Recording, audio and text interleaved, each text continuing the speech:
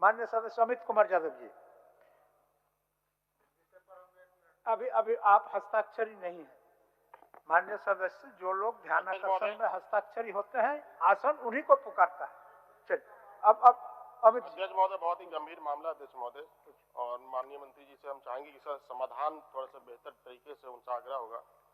चूंकि अध्यक्ष महोदय लगभग 100 करोड़ का प्रोजेक्ट है अध्यक्ष महोदय, डोमचांच शहरी जलापूर्ति योजना में जल पहुंचाना है। और अध्यक्ष महोदय उसका जो पानी का जो इंटेक वेल बन रहा है, जहां से पानी वो जाएगा अध्यक्ष महोदय, वो बड़ाकर नदी से पानी जा रहा है। और अभी तक का जो हम लोग इतिहास देख रहे हैं अध्यक्ष महोदय कि हमारे यहाँ बरगट्टा विधानसभा हो, चाहे कोडरमा जिला हो, चाहे हजारीबाग जिला अध्यक्ष महोदय, जितने भी जल नदी से उठाया गया, हम आपको उदाहरण के तौर पे बताते हैं अध्यक्ष महोदय, झुमरी तिलैया नगर पंचायत में, नगर निगम में गौरिया नदी से पहले पानी लिफ्ट किया जाता अध्यक्ष महोदय, वो फेल कर गया और वो पानी फिर तिलैया डैम से जा रहा है अध्यक्ष महोदय।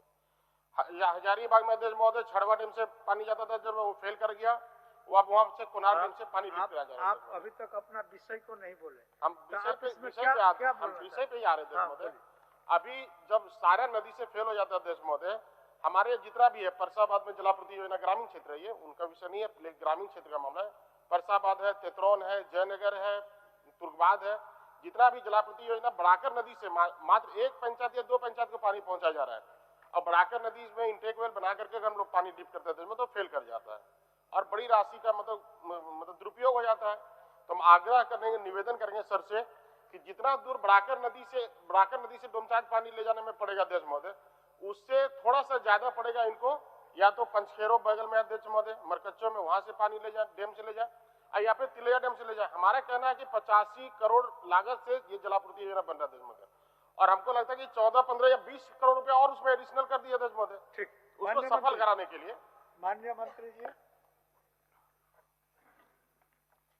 अध्यक्ष महोदय, विभाग ने बड़ा सुस्पष्ट उत्तर इनको दिया।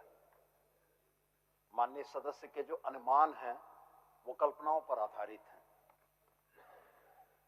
झारखंड की बात अगर हम करते हैं तो उत्तरी झारखंड में सबसे बड़ी नदी के तौर पर बराकर है, और बराकर नदी पे पानी का प्रवाह इतना है कि बराकर नदी से कोई भी इंटेक वेल या कोई पेयजलापूर्ति योजना के फेल होने का कोई प्रश्न नहीं आया। मेरे विधानसभा में पीरटाण मेगा लिफ्ट परियोजना चल रही है, जिसमें 1.8 MCM पानी हम लेंगे बराकर से।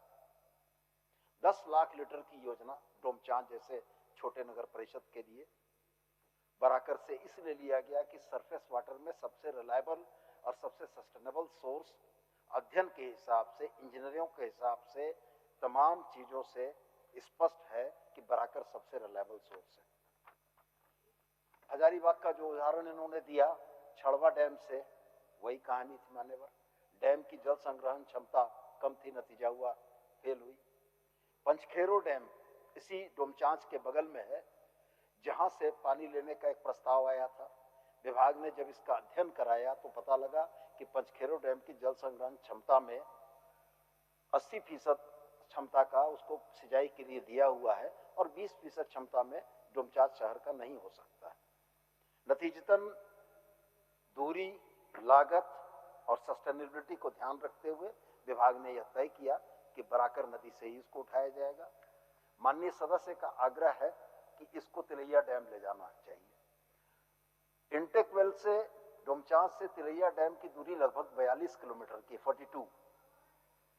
अब परिस्थितियां ये बनेंगी कि एक काल्पनिक सोच के तहत माननीय सदस्य की बात को अगर हम मान भी लें तो परियोजना लागत करीब 20 से 25 करोड़ रुपए बढ़ जाएगी, क्योंकि वो DI का पाइपलाइन तिलैया डैम से लाना होगा।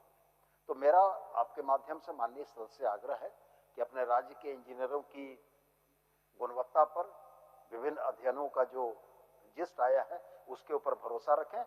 यदि बराकर नदी में कल के डेट में इंटेक फेल होने की नौबत आती है, जिसकी संभावना नहीं है, वैसी स्थिति में सरकार पुनर्विचार करेगी। ठीक है अमित जी। अध्यक्ष पहले सुन तो लीजिए अध्यक्ष महोदय। माननीय मंत्री जी ने हम लोगों को कहा कि हम लोग काल्पनिक तौर से गुजरते हैं अध्यक्ष महोदय। हम लोग गांव के विधायक हैं, ग्रामीण क्षेत्र के विधायक हैं। हम लोग व्यवहारिक तौर पे गुजरते हैं, पेन पेपर पे नहीं गुजरते अध्यक्ष महोदय। इंजीनियर लोगों पे भरोसा भी हम लोग को बहुत कम रहता है, जानते हैं इंजीनियर लोगों का क्या स्थिति है। अध्यक्ष महोदय, मैं एक छोटा सा उदाहरण देना चाहता हूँ। बड़ाकर नदी में जितने भी पुल बने हैं, हमारे यहाँ तिलैया डैम से बड़ाकर नदी में जहां तक भी आप जाएं, जितने भी पुल बने अध्यक्ष महोदय, सारा हार्ड सरफेस देख करके उसको बोरिंग करके उसको बनाया गया अध्यक्ष महोदय। जब पुल बनाया गया अध्यक्ष महोदय, हमारे नॉलेज में, हमारे संज्ञान में जो 10 सालों में जो पुल बना अध्यक्ष महोदय, आज सारा पुल झूल रहा है।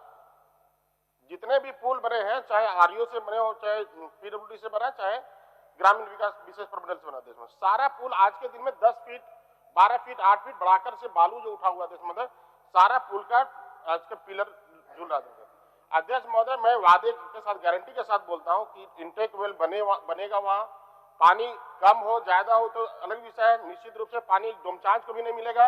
और एक मिनट अध्यक्ष महोदय, और इसका इंटेक वेल यहाँ से बनने से जो यहाँ के ग्रामीण अगल बगल है, सुगासाग है, कुसान है, बिहारो है, जहाल है, मान्य सदस्य, हमारी बात सुनिए अध्यक्ष मान्य सदस्य, तो उन लोग मंत्री जी पहले ही उत्तर दे दिए इस विषय हमारी बात सुनिए ना, अगर संभावना हमारा व्यवहारिक हम काल्पनिक नहीं बोल रहे, व्यवहारिक हम बोल रहे हैं। मंत्री जी बात आपको बोले, आप शायद ध्यान नहीं दिए होंगे कि अगर उसका आवश्यकता पड़ेगा तो भी किया जाए, तो हो गया उत्तर। हमारी बात तो सुन लिया अध्यक्ष महोदय।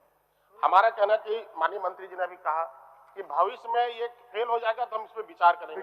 अध्यक्ष महोदय 100 करोड़ का लागत से बन रहा है अध्यक्ष महोदय, और अगर फेल कर जाएगा अध्यक्ष महोदय फिर आप उसमें लागत बढ़ाइएगा। हमारा कहना अभी तो कुछ हुआ नहीं, पाइपलाइन का भी काम नहीं हुआ अध्यक्ष महोदय, सिर्फ अभी डोमचांच में पानी टंकी खड़ा हो रहा है, कहीं भी पाइपलाइन का काम नहीं स्टार्ट हुआ अध्यक्ष महोदय। अगर उसको आप तिलैया डैम से ले जाएगा तो ये जो हम गाँव का नाम बोले थे, सुगासाग वगैरह गाँव का नाम बोल रहे थे अध्यक्ष महोदय, इनका भी जल स्तर ठीक रहेगा। अभी क्या होगा अध्यक्ष महोदय, इससे बनने से यहाँ भी जल स्तर खराब हो जाएगा और वहां भी पानी नहीं मिलेगा अध्यक्ष महोदय। जो हम पुल का अध्ययन किए हैं व्यवहारिक तौर पे 10 फीट 12 फीट अभी हो गया, अभी बालू का टेंडर हो गया अध्यक्ष महोदय, अध्यक्ष महोदय बालू का टेंडर हो गया पूरा इतना तथ्य का आकलन करके बोलिएगा तो सवाल का उत्तर हो सकेगा अध्यक्ष महोदय। व्यवहारिक बात बोल रहे हैं, व्यवहारिक बोल रहे हैं। आप सीधा अभी बालू का उठा होगा, सीधा प्रश्न यह है कि आप जलापूर्ति योजना को बड़ा करने के समाधान के लिए दूसरे नदी से करना चाहते हैं। मंत्री का जवाब हो गया, सुन लेते हैं। माननीय मंत्री, अभी 2 ही प्रश्न पर हैं हम लोग, अभी 2 ही प्रश्न पर हैं, हस्ताक्षर है, ठीक है। 1 मिनट मंत्री जी, 1 मिनट बोलिए, हस्ताक्षर से बोलिए। और ये क्षेत्र भी मेरा है महोदय, डोमचांच जो है ये हमारा ही क्षेत्र है महोदय। हम बस इतना माननीय मंत्री जी से कहना चाहते हैं कि जो इंटेक वेल बनता है महोदय, उस आसपास में आप देखेंगे कि पानी का लेयर जो है बहुत कम हो जाता है। आज हमारी टंकियां, हमारे झुमरी तिलैया को देखिए, कोडरमा को देखिए या डोमचांच, तीनों जगह में टंकी खड़ी है, लेकिन सप्लाई वाटर अगर मिले तो वहां का गुजारा होता है, वरना डीप बोरिंग हो, कुआं हो, सब सूख जाता है महोदय। तो हमारा तिलैया डैम में अथाह पानी है महोदय, वहां से अगर कोई हम योजना थोड़ा लागत बढ़ा करके करे तो ये सक्सेस होगा। तो इस पे माननीय मंत्री जी को ध्यान देना चाहिए। माननीय सदस्य की बात आपको हम बता दें, कोई भी योजना बनने के पहले वाटर अवेलेबिलिटी को स्टडी किया जाता है इंजीनियर के द्वारा। यहाँ पर हम इतना लीटर, इतना गैलन, इतना क्यूसेक पानी अगर लें तो उसका है कि नहीं, उसके बाद ही योजना तैयार करता है। इसलिए आपका जो चिंता है, हमको लगता है बहुत सही है या गलत है हम कह नहीं सकते हैं। माननीय मंत्री जी से जवाब ले लेते। चलिए मान्यवर, इस योजना की भौतिक प्रगति जो है वो 41% है, 41%। 41% योजना धरातल पर उतर चुकी है।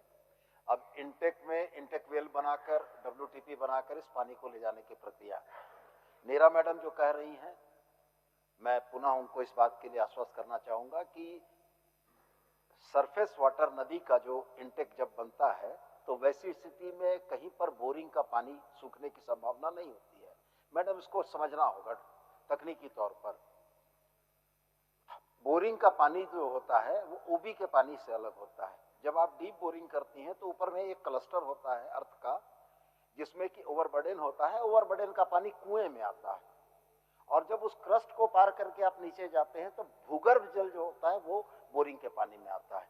ये आपको हम स्पष्ट कर दें। और दूसरी बात, वास्तव में माननीय अध्यक्ष ने जो कहा कि बगैर अध्ययन के, बगैर फिजिबिलिटी रिपोर्ट के, बगैर टेस्टिंग के, उसमें पानी के प्रवाह से लेकर WRD के डेटा से लेकर तमाम चीजों के बाद ही योजनाओं का क्रियान्वयन होता है। मैं ऐसा नहीं कहता हूं कि 100% योजनाएं सफल ही होती हैं, लेकिन 99% योजनाएं सफल हैं मान्यवर।